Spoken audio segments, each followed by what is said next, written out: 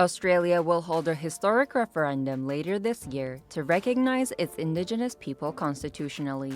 This year's referendum is a very simple one. It will read, a proposed law to alter the Constitution to recognise the First Peoples of Australia by establishing an Aboriginal and Torres Strait Islander voice. Do you approve this proposed alteration? This is a modest request. I say to Australia, don't miss it. Don't miss it. If Australians vote yes, this will change the country's constitution. The government's proposal will establish a consultative committee called Aboriginal and Torres Strait Islander Voice, which will aim to give Indigenous Australians a permanent representation in Parliament. The committee will also provide non-binding advice to the Parliament on matters related to the First Nations people, but will not have the right of veto or the powers to overrule Parliament. Currently, Indigenous Australians are not mentioned in the country's constitution, which was adopted in 1901.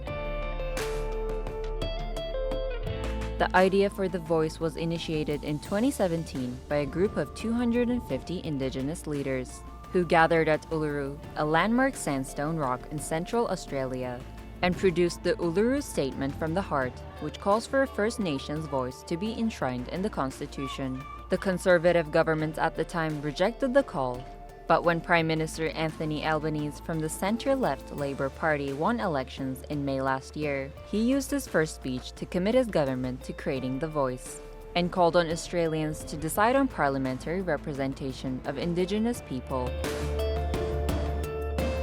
Australia's Indigenous population is collectively known as Aboriginal and Torres Strait Islander people.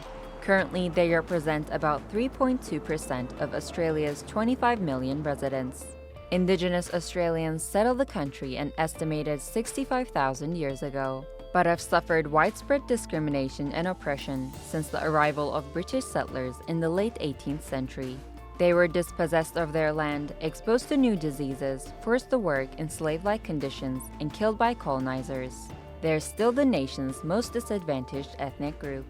It's not good enough that here in this country the life expectancy of Indigenous peoples is almost 10 years less than other Australians. It's not good enough that proportionately we are the most incarcerated people on the planet. It's not good enough that our youth languish in detention in obscene numbers. They should be our hope for the future. It's time for us to have a voice.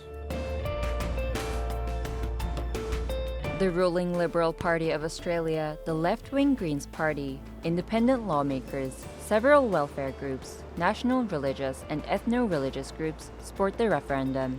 Opinion polls suggest that a majority of Australians support the Voice campaign, but opposition leader Peter Dutton has questioned whether it will make any difference in the lives of Indigenous people, especially women in remote areas.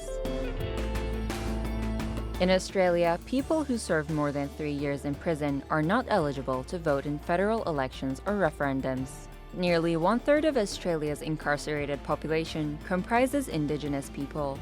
Although the length of their sentences is not specified, those on periodic detention or serving a sentence of fewer than 3 years are eligible.